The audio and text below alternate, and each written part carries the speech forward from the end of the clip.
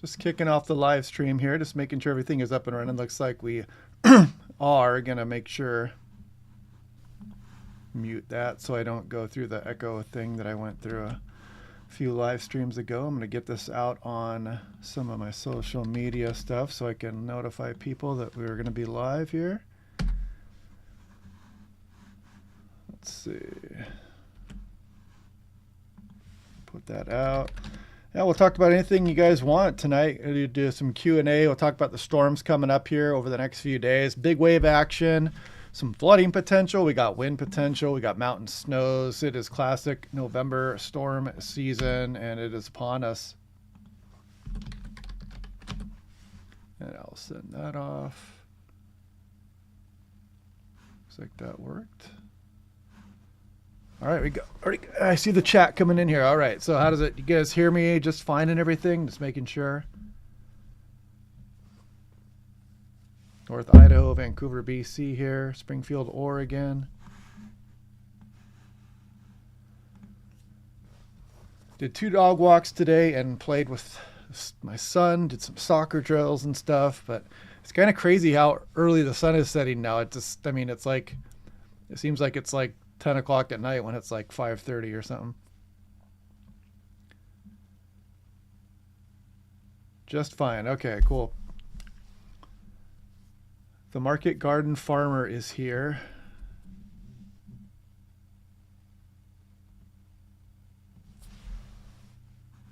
People in Covington, Whidbey, Yakima, Tacoma. Awesome. This is great. I'm going to keep that going so I can see how many people are. Make sure that works. Yeah, so okay, let me get back to what I was doing here. So yeah, and you know, we've got this big frontal system right off the coastline here. So this thing is pretty intense looking. I think you guys can see this pretty well. You got Washington State right here. There's Oregon. And we're just now starting to get the initial stages of that up into Vancouver Island and starting to hit the coastal areas. But the strongest part of the front is going to be coming through very late tonight or early tomorrow morning. Some blustery winds with that as well. And there's going to be some pretty strong segments with this frontal system that move across some of the areas. It's going to be that type of very early morning where you hear the rain lashing at your windows and the gusty winds and whatnot. This is not a region-wide windstorm with this one, but the next system is stronger. That's going to be Tuesday night and Wednesday. Selah, Washington, Ocean Shores, Des Moines, Linwood. Awesome. See if we can get a couple of the... Actually, that's a good idea. Let me go to my Pacific Northwest chat here and just do... I'm going to post this live stream here so I can get maybe a couple moderators in here as well. Not that you guys seem to need it right now.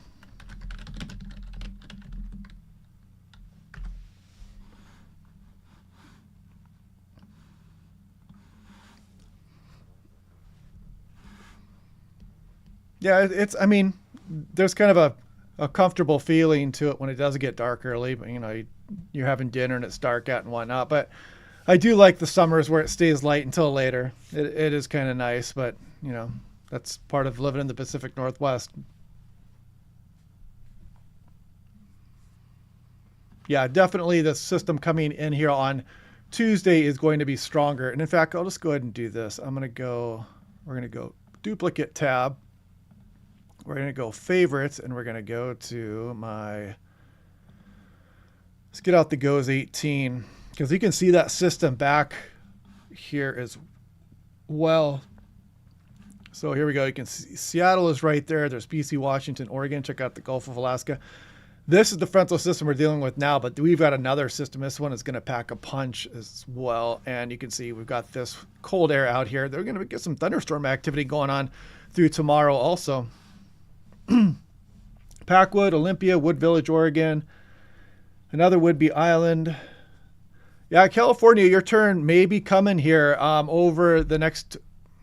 It's still a little ways out, but the models continue to show some of this cold air just really dumping out over the Gulf of Alaska and some of the Pacific and getting some storms back into California. We'll look at that a little bit here in a moment. Let me actually bring this up. I'm going to go to duplicate tab. We're going to go to the artificial intelligence. We'll take a quick trip down Fantasy Lane here for a second, and we'll go to Oceanic, and we'll go to Northeast, and we'll take a look at what is to come, or potentially so. Anyway, so Washington, there's Oregon right there. So this is the initial frontal system here, cold air behind it. Next system, not much has changed on that front this morning. That's a pretty powerful low as well. So it's going to cause some breezy conditions. You see that power factor gradient up and down the coastline. That frontal system moves through some cold air behind that. This is actually the 18Z. It is not done running yet. So I'm going to back up to the 12Z, and we're going to scroll off into the future a little bit. We get another system as we go through the weekend for the Pacific Northwest, and that one it has a little bit of an atmospheric river look to it, but again, it's way far out there. We're not going to worry about it too much. Then we get this colder air spilling out over the Gulf. And then look at some of these systems. They start to target, not only the Pacific Northwest, but some of California as well as we go into the following week. So there is something out there for even across California. And of course, that would impact some of the Pacific Northwest also. But it does look to remain active as we go on into the second half of November. Bought a snowplow for your tractor. Western Washington weather, everyone. Tuning in from Federal. It's Matthew Fab. He is here. Yeah, we got big precipitation totals rolling in here also. So let's do that. I'm going to duplicate that tab, and we're going to go to precipitation. We're going to go to, actually, let's do this first. The European ensemble is out. We're going to go precipitation. We're going to go 90th percentile. So we're going to play through the worst case scenario of what would be likely coming up here. This is Sunday afternoon. We're looking at it right now. Rain starts late tonight. Tomorrow, look at Seattle, already up over an inch by tomorrow morning. Some big amounts. And again, this is the 90th percentile. So these are going to be on the high end of things here. It's kind of a little bit of a fantasy look at things. And then that secondary system comes blasting in. On the high end of things, you could be looking up towards 3 inches for Seattle. But look at Portland. You're up towards 4 inches almost. And look at some of these huge amounts, up over half a foot for a lot of the Olympics, Cascades. We scroll on in towards the upcoming weekend here. But yeah, we got a lot of rain coming in. And this is not that unusual for November, but it is a lot of rain still in a short amount of time. And it's to the point where you can start to think about landslides across some of the hill areas, across Western Washington, Western Oregon. And, if rain comes fast and furious, you can get some urban flooding. We can get some river flooding. I know there's hydraulic outlooks right now. In fact, if we click on that, you can see we got hydraulic outlooks here for some of King, Snohomish, Skagit, Whatcom County, some of the coastal areas. We got flood watches here across some of the Kitsap Peninsula also. So, yeah, we definitely have some winter weather coming in. We're going to have big wave action on the coastline as well. Cedro Woolley, hello.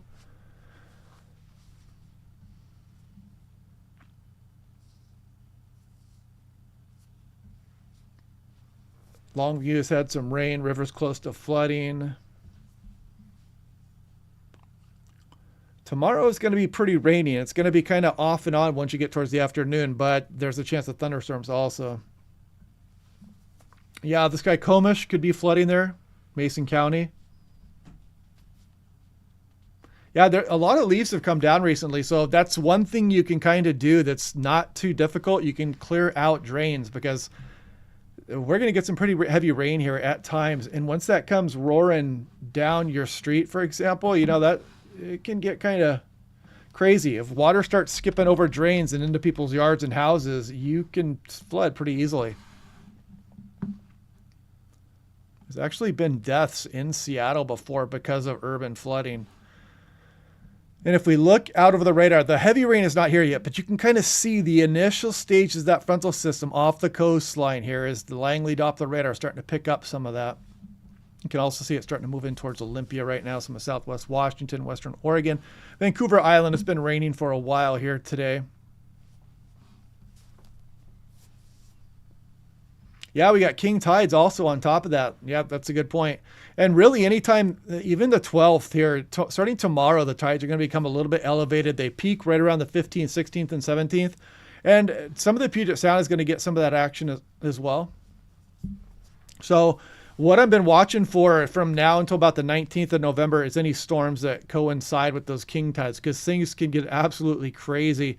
The king tides can bring the tide levels up, a good 4 feet. And that's a huge amount of water when you think about it. You go out to the beach and you think about the water being 4 feet higher, than you think about the waves and the wind driving those waves. And then you think of lower pressure, so where the water actually, it'll bulge up and it'll rise up, because if you have a low pressure over any given area, of course, the water is going to be higher. You have a high pressure elsewhere, and that can really exacerbate some of the waves also. A lot of mountain snow also. Yeah, I mean, there's so much to talk about. There's already winter weather advisories up for some of the Skagit, Whatcom County, the west slopes of the Cascades up there. If we take a look at that one, mainly above 4,000 feet with this first system. 4 to 16 inches. Not bad. 6 p.m. this evening, 1 p.m. Tuesday. And then there's going to be more after that also. I should probably actually take a look at that. We'll do this. We're going to go to the North American. We're going to go to winter, and we're just going to do, well, let's do Kuchera. Let's do 24-hour first, and we'll just do Pacific Northwest. We can get a zoom in a little bit. So 24-hour totals from here until about Monday morning. And again, the initial frontal system here is not that cold, but behind it, as we go through the day tomorrow, you see some of that snow piling up a little bit across the Cascades and a little bit lower down towards maybe Snoqualmie Pass. Maybe that snow levels will drop down towards 3,500, 3,000 feet. But I-90 should be okay as you go through the day Tuesday. But yeah, we're getting a little bit of snow here with these initial systems. And then we have a pattern change that possibly could be coming as we go on into the second half of November, making things a little bit cooler as well. Catch up on the chat here a little bit. Mountain snow. Mountain snow is usually good, yeah. Good for water supply.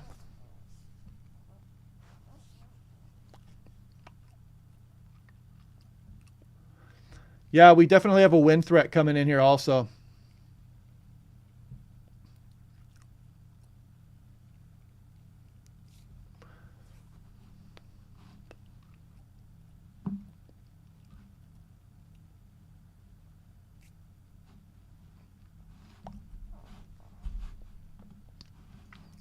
If we take a look at this frontal system here, you can see the wind speeds.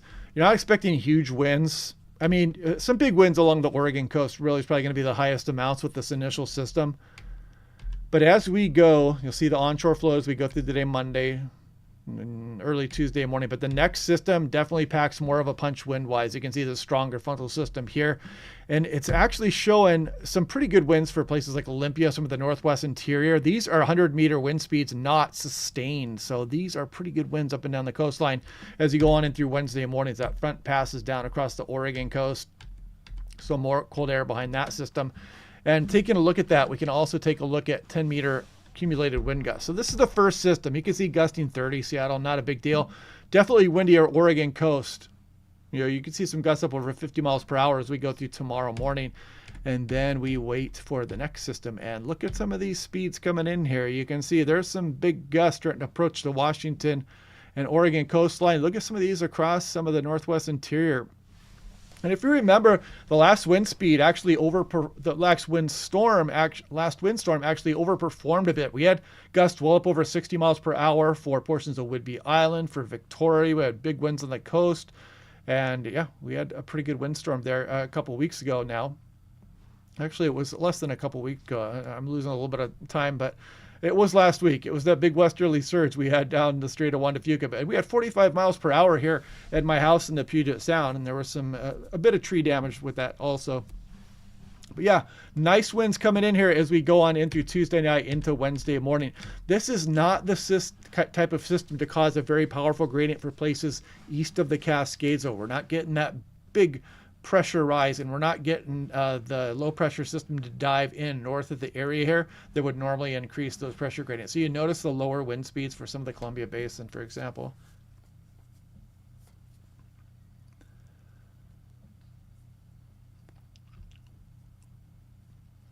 Yeah, I'm not sure the South 97 I'm not sure exactly what the pass levels are down there, but there is going to be mountain snow potential for sure. And if we do this, let me back up there, and we're going to go to National Blended Models, and we're going to take a look here. And this one is a little bit behind, so we're going to go towards, we'll scroll out a little bit. And so if we go further out in the forecast towards next weekend, look at some of the snow that's piling up across the higher terrain. And notice when you start to see it come down in the Columbia Basin a little bit, including Spokane, you know that it's going to start to affect some of the lower passes at this point. You can see Snoqualmie starting to get on that snowy action here as we go off in towards, we're talking about November 21st here when this model run kind of ends there. But this is not bad, and maybe we'll get lucky and we'll hold on to the snowpack across the higher terrain, because by the time December gets around, then we have a better chance to hold on to it. November, you can really get some pretty warm atmospheric rivers that can really eat away at the snowpack. So we'll be watching for that. But who knows, if that does happen, it could also set the stage for some flooding. But, stay tuned daily. Yeah, 5,000 feet, you could definitely be seeing snow. And we do have several things going for us, and I'm going to work on that the next La Nina update I do. I'm going to talk a little bit about the Pacific Decadal Oscillation, the QBO. There's another oscillation we'll talk about with that. We'll take the latest look at La Nina. And, weak La Ninas, just because it's a weak La Nina does not mean you're not going to have some snow potential here for the lowlands. I expect that we do get a couple shots at snowfall here in the lowlands. I would be surprised if we didn't. I would be really surprised. And I think we'll get snow at some point for some of the lower elevations. But you know how that goes still. Some places you can get really hammered, and a few miles away you can really get much less. So somebody is always disappointed, depending on the year. But, you guys know how that goes. It tends to still be feast or famine for some areas. Sometimes, some years Portland and the Willamette Valley get more snow than Seattle does, or sometimes it flips and reverses, and sometimes the coastal areas get a nice snowfall, and, so it just depends. But we'll be breaking it down day by day, and I'll keep you guys up to date with that. I feel like we got almost 350 people watching. Welcome, everybody. We've been talking about what is going on. We're taking a look here at the frontal system. You can see it off the coastline. This is going to pack a bit of a punch tonight. There'll be some heavy rain with it. Gusty winds. Stronger system coming in Tuesday night, Wednesday morning. Is Wednesday a good day to cross? Let's take a look. So if we take a look, we'll go to the European here, and we're going to bump on that. We're going to check out precipitation type. And if we scroll back towards, this is a Monday afternoon. We scroll through Wednesday. Again, it depends on just what the snow level is going to be. I think the snow level might initially be it's going to be initially high in front of this frontal system here, but by the time you get towards Wednesday afternoon, you might be looking at some snow for that higher terrain. It's definitely going to be stormy there. You can see the frontal system passing across some of southern Oregon there. So I would expect things to be active. And if you're going up over 5,000 feet, if you could put it off until Thursday, for example, you'd be better off. Or if you can make that cross on Tuesday, that'd probably be better. Friday Harbor in the house.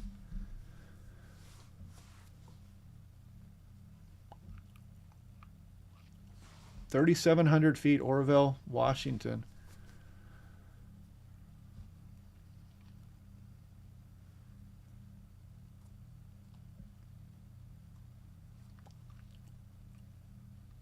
We got West Coast weather and Western Washington weather in here. Nice.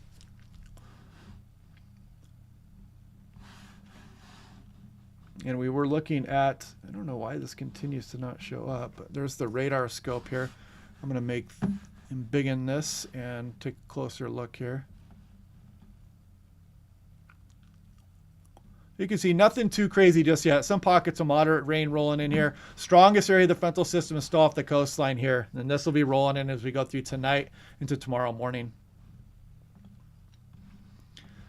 And for the old school weather people around here, you guys remember looking at this for years, where you would just look at the Camano Island Doppler radar and you would just have to kind of guess on what's going on. You can see as the Doppler radar beams run into the Olympic Mountains, you can see this huge area that you just cannot see through. Doppler radar beams are not magic. They cannot see through terrain.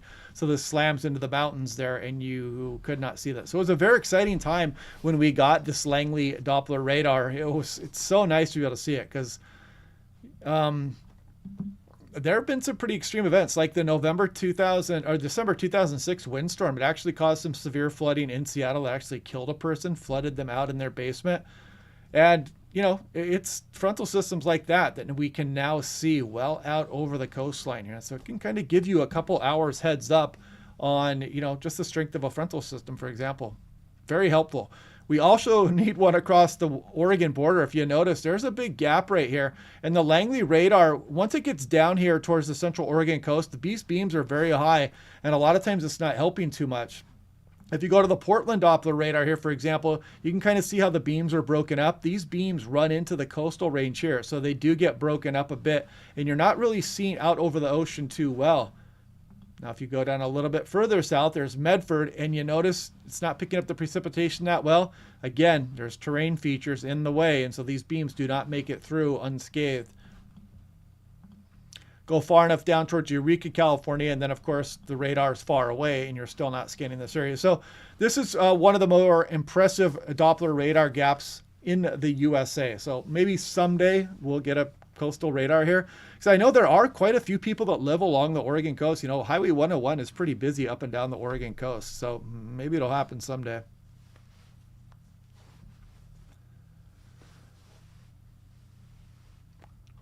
Yeah, I mean, we're going to have there's going to be flooding potential on some of the rivers. You know, it's still early season right now, so I'm not expecting anything too crazy. But you see, they do have the hydraulic outlook out. It does include Kane County. There's flood watches out there also. If I click on that one, this one starts this evening, includes the city of Shelton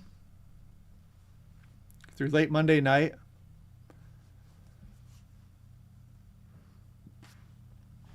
Skokomish River watershed. If we back out, we can click back on Seattle. So yeah, we are expecting some heavier rainfall coming in here. But, you know, nobody's talking about like severe flooding yet. That usually happens in stages where you get big rainfall amounts, then you kind of exacerbate those, and maybe you get some snow melt and things like that. But again, check in tomorrow because the next frontal system is packing a pretty good punch with it as well. So let me back this up. This is the European. You can see the frontal system as we speak. This is right about, about 4 p.m. So there would be 7. And what is it now? We're going on 5:30. So the frontal system's still offshore here, and it's matching up with the Doppler radar pretty good. There goes our frontal system. So that's the only thing. We're setting the stage pretty well. We're getting some widespread precipitation there, and the snow levels are still fairly high. Onshore flow, cold air, and then this next system comes rolling in here, and there is going to be some heavy rain associated with that as well. So, you know, check back tomorrow. We'll monitor the latest here and check out the watches and warnings and whatnot, any hydraulic outlooks, and see what kind of flooding potential we do have. There is also something that I used to look at a lot, and I haven't looked at it much. See if I can find the landslide. Maybe I deleted that one. I might have to look at that. Nope, there it is right here. I'm going to click on that one. And when you're dealing with conditions to the right of this red line, that's when you start worrying about like urban landslide for Seattle, for example. And you can see this one has Boeing Field, Payne Field, Seattle, Tacoma, and Tacoma Narrows. And right now, Everett, you know, they have had some precipitation, but this isn't anything yet. After tomorrow, we'll kind of see what it looks like, and then we'll kind of revisit things here over the next few days as we continue to get this rainfall moving into the area. But that's something I like to look at there. And if you guys didn't see this, this is over the next 10 days or so. So we are going to be piling up some decent snow across the higher terrain. Snow level's still kind of on the high side for now, but it could dip down towards 3,000 feet in some of the wake of these frontal systems.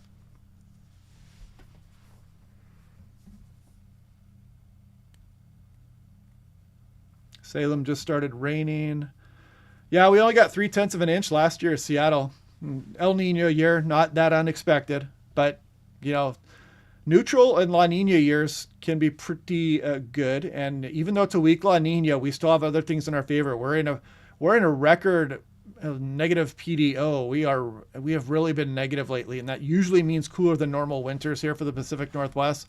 So I am looking forward to that also. Quasi-bilineal oscillation also favors cooler than normal Pacific Northwest. I'm going to save that for the upcoming update as we go through mid-month as well. So we have some things in our favor for a cooler than normal winter and maybe some snowfall. Capitol Forest raining. Yeah, the inland Northwest, I mean, we're doing pretty well so far as the snow is concerned. I mean, you can't complain about it so far.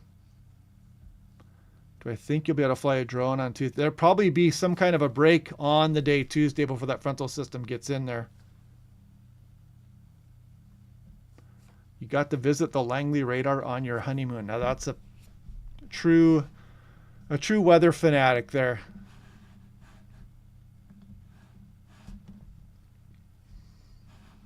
Yeah, you can see this tap. I mean, there's the Hawaiian Islands there. Look at this tap back across the Pacific Ocean.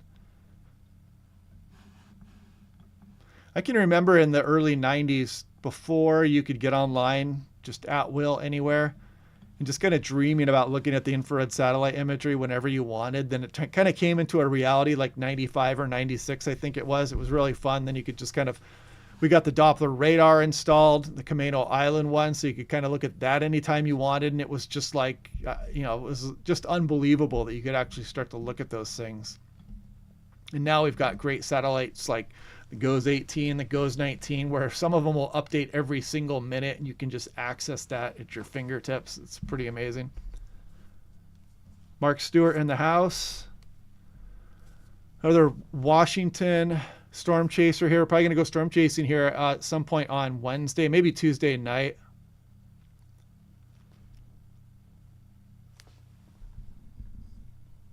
I feel a sneeze coming. I'm going to try to mute this if I have to sneeze.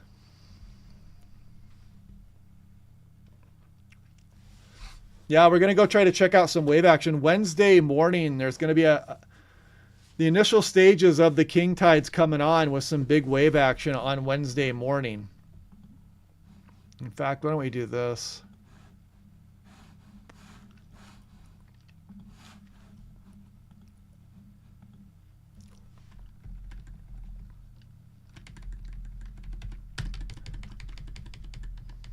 So there's Tuesday morning right about there. You can see pretty good bump in some of this wave action.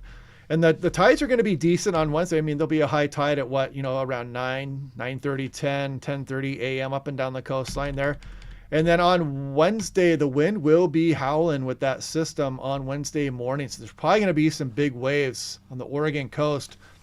And at about 9:30 a.m., there's a pretty robust high tide. So there's going to be some interesting stuff here. Might be some big waves crashing around. Look a little bit further out. We do get a break as we go through the 15th into the 16th. But then we've got another storm system here trying to bring some waves towards the coastline. That kind of lines up with some of the king tides there as well. So we have to really watch this. When you got storms around and there's king tides, it can get really crazy on the coastal areas. Now if I sneeze out over the ocean, maybe it'll bring some big waves. I couldn't wait for the local on the 8th weather. Yeah, I remember that too on the Weather Channel.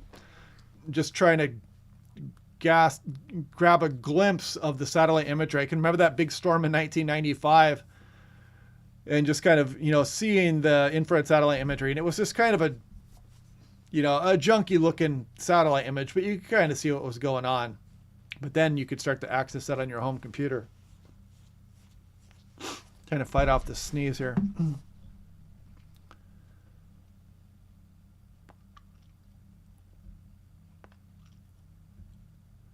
I do not predict earthquakes. That is something out of my expertise. I'm not sure anybody can predict earthquakes, really. I mean, you can kind of see where the fault lines are and whatnot, but yeah, I don't think that earthquake prediction is probably not a well-rounded science as of right now. Something cool here is I'll show you guys too. So this is the frontal system right here. You can see the cold air behind it. This is the Tuesday night, Wednesday system. Cool thing about this site here is you can go the Himawari. Uh-oh, is this going to skunk us here?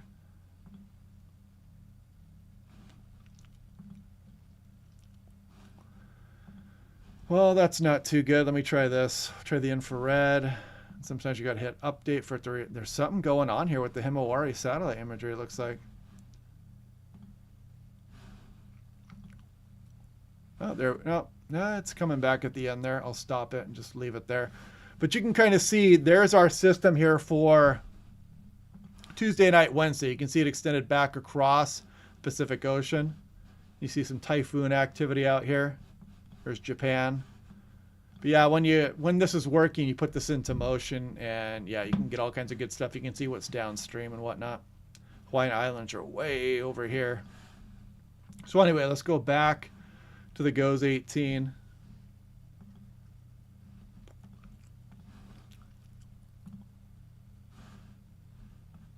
There goes the sun setting across the Aleutians. But yeah, there's our system Tuesday night into Wednesday. Here's our frontal system moving on shore as we go through tonight.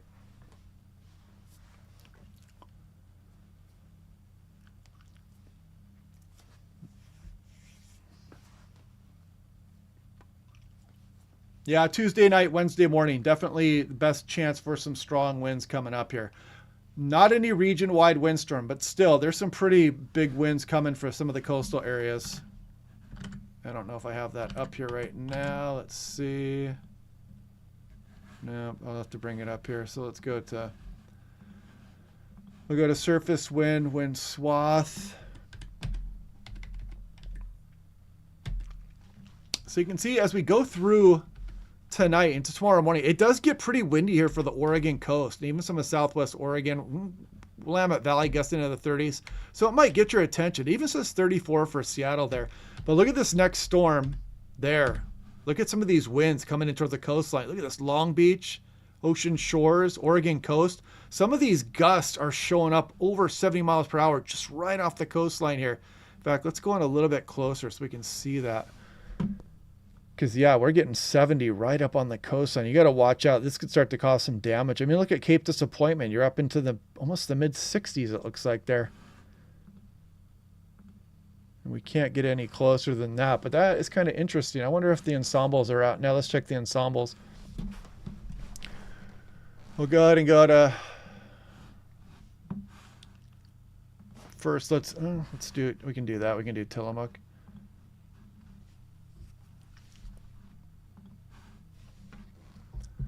This is the 18Z. So you can see, what is that, 53 miles per hour here. So pretty good ensemble agreement. That's Tillamook. Astoria 45 on the latest. That's not too bad. That's so, okay. Not as strong as what it was looking like, but that's a pretty robust wind there. 60 miles per hour on the control run for Hoquiam. That means business. That could cause some damage right there. 58 miles per hour equals a severe gust. I always like to look at the individual ensemble members here too sometimes. There's plenty of them up over 60 miles per hour. And check out this one. Look at ensemble member number 21, 75 miles per hour there. But again, then on the flip side of that, you got to check out some of the other ones. 42, number 22 is only 42 miles per hour. So take each one of those with a grain of salt. 32 on the latest. And you can kind of see this. Look at this, just random 21 here. Just shows a 60-something mile per hour gust for Seattle. You just throw that out the window. Quileute, definitely going to get windy. What's that control at 59?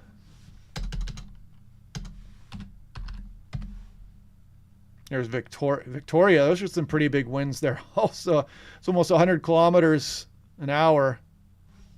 So like 60 miles per hour. If you go inland a bit more, that's Vancouver International, much less.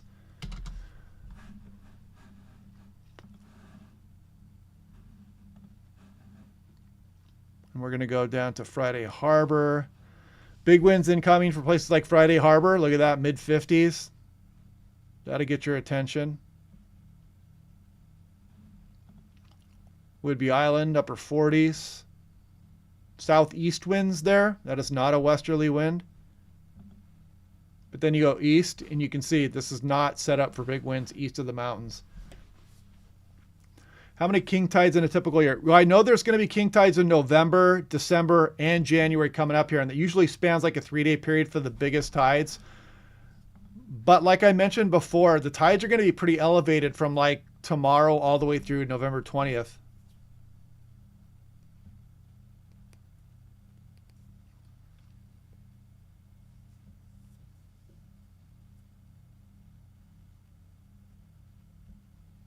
I'd cross on Tuesday if I could. I would cross on Tuesday. Wait until the showers will be moving through on Tuesday. You'll probably run into some snow showers and stuff like that. But then on the day Tuesday would be better. Cross before that frontal system comes. And check back here because this frontal system will be up next on Wednesday, all the way back here across the Pacific.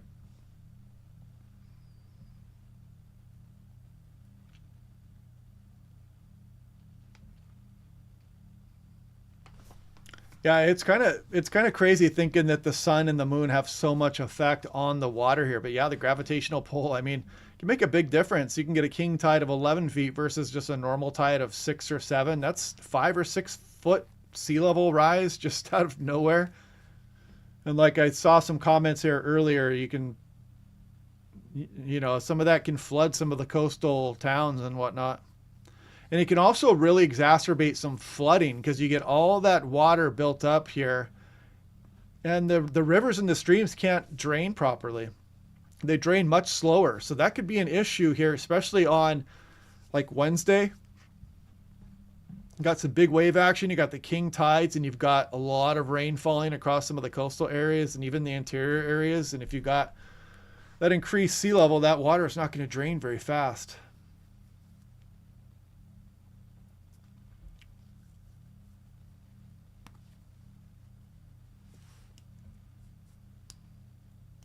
And yeah, we have thunderstorm activity as well. I think I was showing a little bit of that here. Where did it go?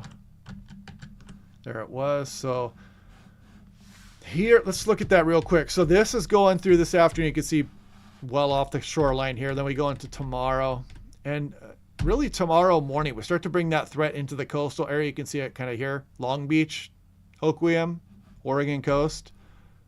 Shows one right there near Whidbey Island over some of the Strait of Juan de Fuca. And then as we go into Monday later morning, some of that comes out across the Puget Sound, Willamette Valley, Northern California, British Columbia a little bit there. So yeah, we definitely have thunderstorm potential tomorrow. And that's probably going to go on into tomorrow night before that cold air from that system gets out of here. And then the next frontal system will be rolling through on the day Wednesday, and you can see the cold air behind that one also. So that'll bring, again, some coastal thunderstorm potential on the day Wednesday. Maybe even sneak inland a little bit there also. So yeah, there is some thunderstorm potential. Stevens Pass over the next 10 days. Well, the National Blended Models probably showed that the best. Where did it go? I mean, you could be looking at 2-3 feet of snowfall. I don't know how much of that is actually going to pile up there, but that's Snoqualmie here. Is that Blewett or is that Stevens there? That might be. But yeah, I mean, you could be looking at some pretty hefty amounts here over the next 10 days or so. If I scroll out far enough, and we can always do this. Let's look at the European, and we'll look at, and that's right, the artificial intelligence does not do winter. So we'll go ahead and look at the European. We're going to do 10-to-1 ratio here. And you can see clearly as we go through Wednesday morning, a little bit of snow, maybe for I-90 at times. So it could be slick out there, but not too big of a deal. Snow level should be like 3,500, 4,000 feet and up. But there's some pretty good amounts for the North Cascades, Mount Rainier. And again, Snoqualmie Pass just still under the snow levels this time of year. Not that atypical. Stevens Pass, we scroll out 144 hours, you know, some decent amounts, but we're not looking at any lower elevation snowfall.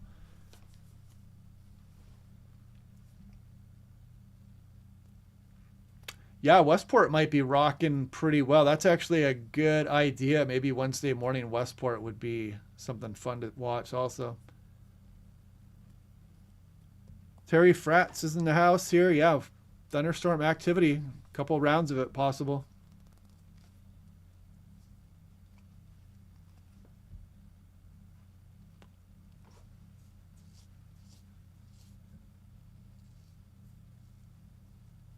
Yeah, king tides are pretty wild. I mean, sometimes even when there's really very little wave or wind action and you have king tides, it can still cause flooding, you know, into like parking lots and stuff like that. Then you can imagine with big waves and big winds and lower pressure around, it can get quite wild.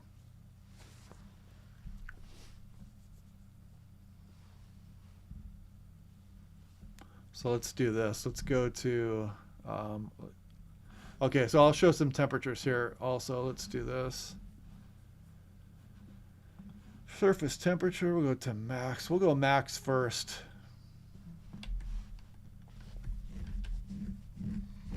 Don't expect too much variation here as we go through Wednesday, Thursday, Friday, Saturday, Sunday, Monday. Pretty typical this time of year. Temperatures a lot of times don't vary too much. You can kind of see how it stays, of course, chillier up across the higher terrain. But not looking at any kind of stretch of nice weather up into the 60s or anything like that for Seattle or Portland.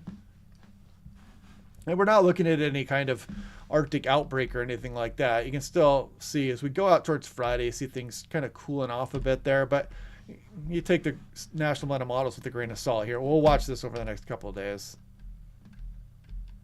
But yeah, some chillier air masses riding back over us after the frontal systems.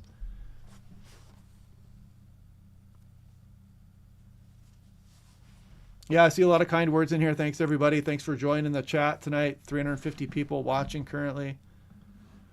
If you're just joining, we got this frontal system rolling in here. You can see all that precipitation on its way. The heaviest precipitation likely late tonight for places like Western Washington, Western Oregon. You can see blustery winds, especially across the Oregon coast. Thunderstorms tomorrow. You can see all the cold air, the popcorn cumulus will be rolling in as we go through the day tomorrow, probably starting in the morning. And then we've got another system well out across Pacific Ocean. You can see it out south of the Aleutian Islands there, and you can see its tropical tap well back down towards the north central Pacific Ocean. There's the Hawaiian Islands, if you're wondering, right there. And there's Seattle, Portland. And there's I like to look at something other than like the visible satellite imagery a lot of times with this too. Let's go to mid-level, and there we go. Yeah, you can kind of see that tropical tap it's got all the way back across Pacific Ocean there.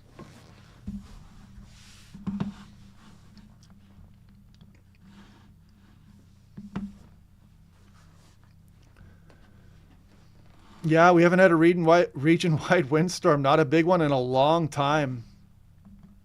And it's interesting because we have so many new people here from other areas, like, a lot of people from California, or we've had people that have been growing up that are, they're in their 20s now, and they were, 5, 10, 12 years old during the last big windstorm. They might not remember it that well.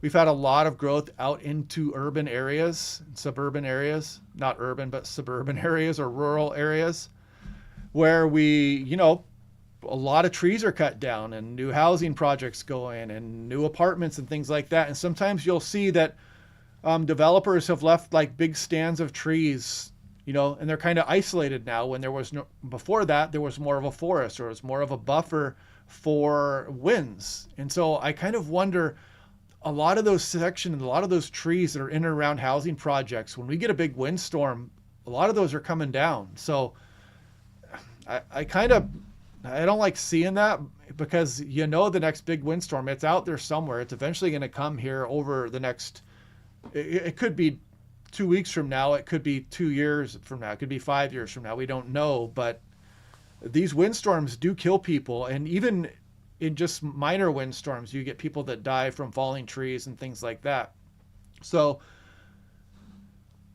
yeah, we've had big windstorms and they've usually come like clockwork, and we usually get them every 10 to 15 years or so. And it's been a while. It's been, we're going on 18 years now since our last major region-wide windstorm. Yeah, and that's another thing too. Some of these big region-wide windstorms will really prune out the weaker trees. A lot of that happens even in some of our lesser strength windstorms. Because like I do a thing where I go ahead and document like damage when trees fall or they break in my neighborhood. And almost always during these weaker windstorms, there is some kind of rot in the tree. So I'll take my drone up and I'll look above. It looks like a perfectly healthy tree, and it just kind of broke. But if I take the drone up, I can spot where that rot has occurred in the tree. So it's pretty interesting. But yeah, there's no doubt a lot of those trees out there though. So when we get a bigger windstorm, likely a lot of those are coming down as well. Yeah, and join us on Blue Sky too. I'm going to start trying to post on Facebook here, you can see Pacific Northwest Weather Watch. I've had this page for a while, but I think that I'm going to start posting my daily updates here because I know a lot of people, sometimes the YouTube updates don't always work perfectly, and maybe I'll just start posting every day to the Facebook page because I know a lot of people do use Facebook on a daily basis. And then there's also Blue Sky. This is basically a very similar platform to X, but it's, you know, it's not owned by one person now. And so the main problem I had with X, if I'm just going to lay it out without trying to sugarcoat it, is that I spent a lot of time building up my channel and building up Pacific Northwest Weather Watch and building up my Seattle Weather Guy profile on Twitter.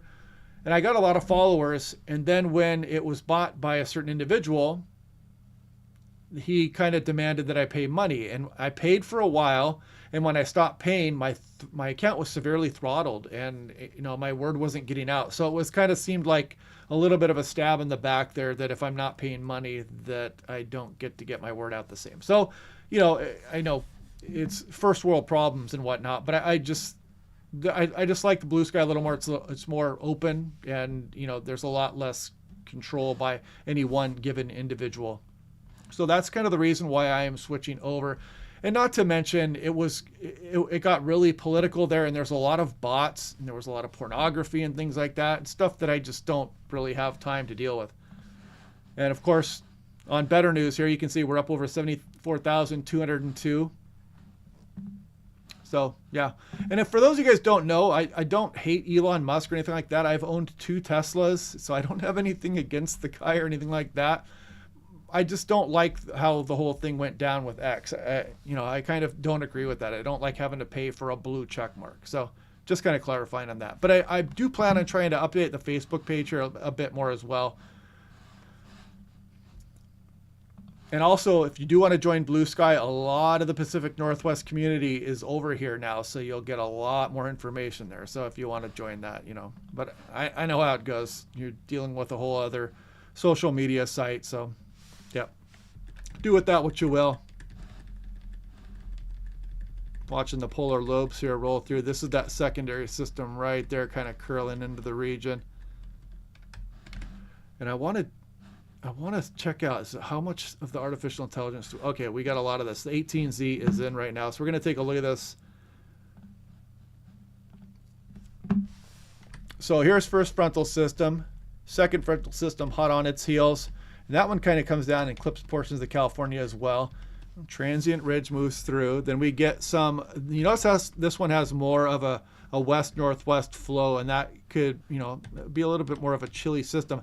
Then we get this cold air that really spills down out over the continent. It's going to be interesting to see what this does, because you can see out in front of that, a big ridge is building across some of the Pacific Northwest and the West Coast here. But that's not going to last for long, and this trough will eventually try to swing through. So it'll be interesting to see what happens there. I wouldn't put too much stock in that right now. But the models have been showing this very deep trough spilling out over the Pacific Ocean. We'll see how far west that gets.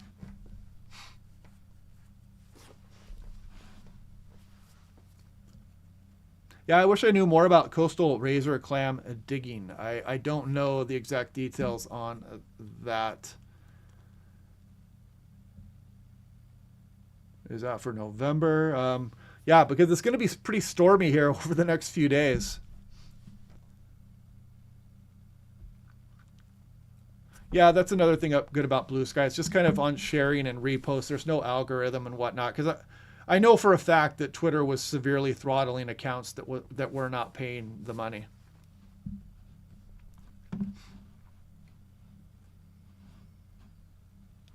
Yeah, we're still trying to figure that out. Someone asked, what is more reliable, the European artificial intelligence or the European model?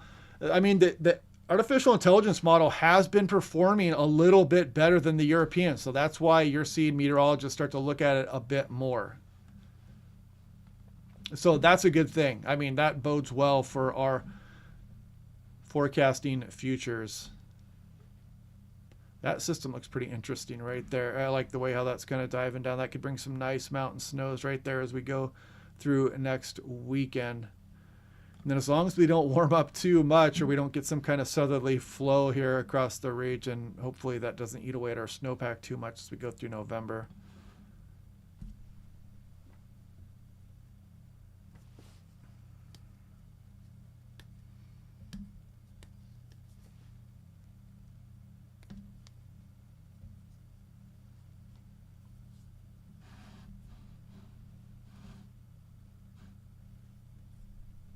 Yeah, there are a lot of people leaving X, at least that I've known about. So it's been a lot less stressful just to be on there too. It's kind of overwhelming.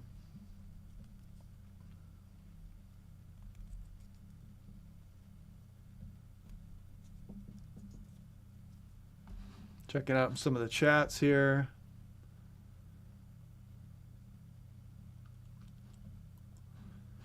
Yeah, that's a lot of thing too about the Pacific Northwest. A lot of areas, there's places in Seattle, you know, on a hilltop or a ridge where you will get some of these big winds. In fact, let's go in towards one of the models here. So we're gonna zoom in. Just we'll take. We can even do Oregon, for example, but we'll do Washington here. It's really important to know your location when you're dealing with windstorms in Pacific Northwest. So let's scroll out a little bit more. Actually, there's 0Z is running there. So let me just do the European and we'll do that. And we'll do 100-meter wind speeds. But a lot of times, you know, there'll be some huge gusts that are battering the airport, or they're battering kind of the coastal regions or some of the higher ridges here like Queen Anne or some of the higher hilltops. You know, sometimes there's shores of Lake Washington and whatnot, and just depending on where you are. So it's good to know if you're kind of in a depression or a lower area, because a lot of times you're not going to get a strong winds, of course, if you're in more of a lower sheltered area, or if you're off maybe in some of the rural areas. Like once you get east of Everett, for example, Lake Stevens, I know there's some sheltered areas out there that happens in some of the southern Puget Sound where you're really not exposed to some of those big southerly winds. So it's always important to know exactly your topography around you so you can know what to expect. That's why, you know, the winds really get roaring here in some of the coastal areas. Of course, there's no terrain out here, and then these winds come in unabated.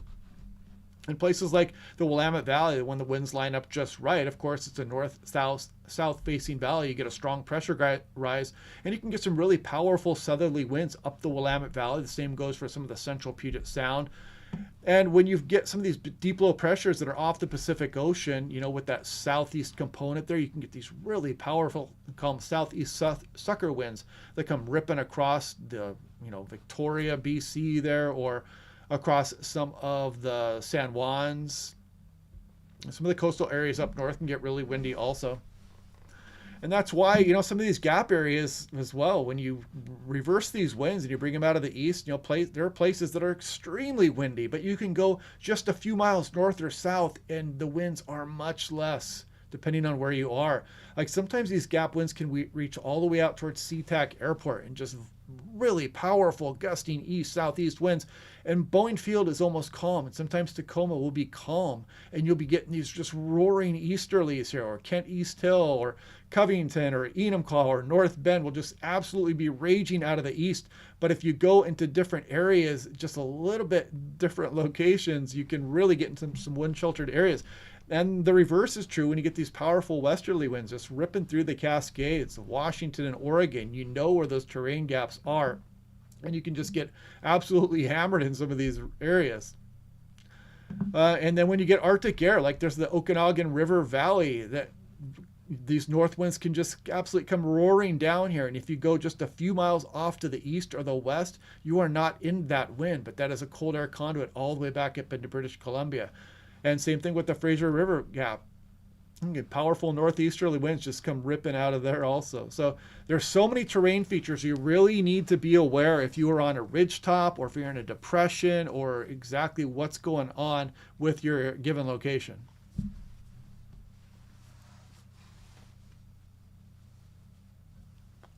Yes, there's convective activity likely coming on Monday. I can show you that here really quick. We'll go to severe weather and you go to surface cape, and we'll go and scroll through here. Look at all that instability rolling in on the day Monday, and it scrolls all the way in towards the Cascades. So yeah, there's gonna be some lightning strikes most likely on Monday for sure. And if we do this, let's go to precipitation, look at composite reflectivity. So that kind of gives you an idea here.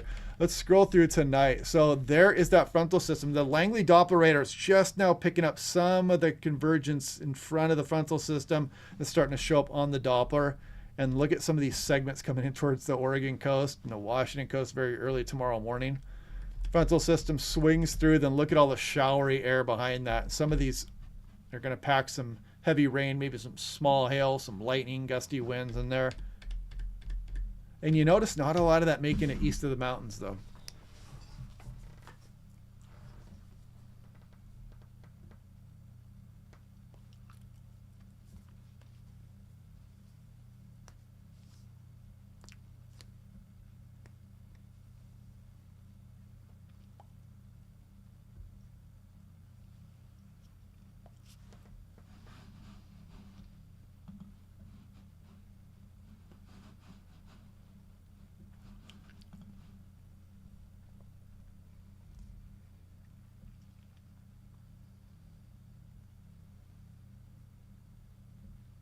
Reading some of the chat here.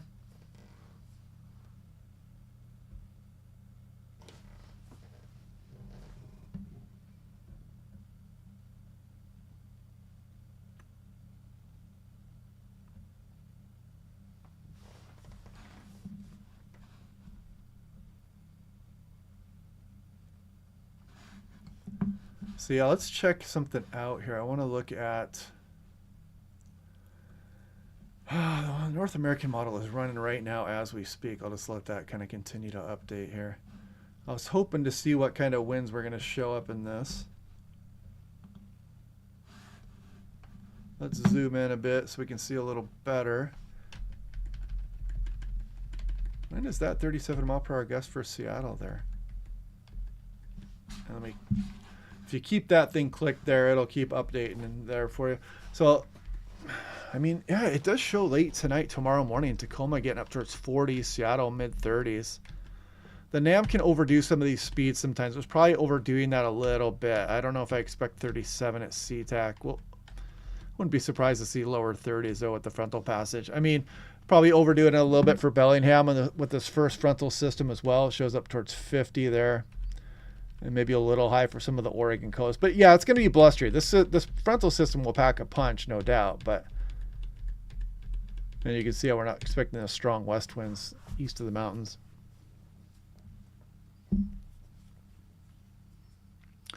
Still over 300 people watching. Yeah, I wouldn't be expecting much wind right now. There's not much going on here.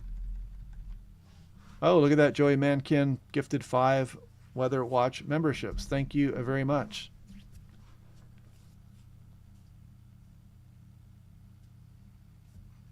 All right, you'd be good for a month. And just a heads up, if you guys have a membership and you're asking questions in the daily comments, I try to do my best to answer those questions first. Just because people giving their hard-earned money deserve what little I can offer for it.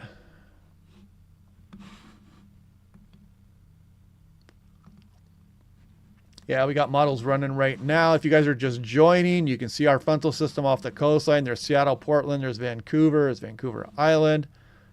A lot of cold air behind there, too. Maybe somebody will get lucky and see a water spout coming on one of the coastal regions here as we go through the day Monday. And if you're wondering what's coming next, this is the stronger storm out here. Look at this subtropical tap all the way back across Pacific. That is Tuesday night and Wednesday's storm.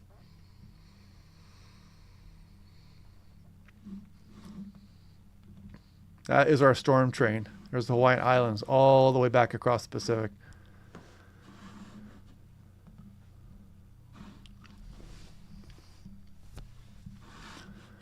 But yeah, what else? I think I'm going to wrap up the chat here pretty quick. I'll do my normal briefing tomorrow, but yeah, we'll update everything again tomorrow. Hope you guys are ready for a windy and wet period here over the next few days.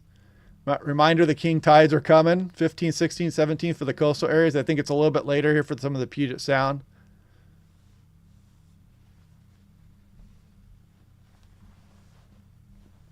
Thanks for the kind words, everybody. Yeah, so join back tomorrow. I'll do a full briefing. We'll break everything down again. We'll check out any change in the forecast, take a look at the extended forecast as always, and hopefully we can get this snowpack going in the mountains and not melt it off before December gets here. Because once this December gets here, we start to get a better chance of having that stick around. It'd be really nice to have that snowpack solid and ready to go for next spring and next summer. Yeah, thanks everybody. Thanks for the kind words.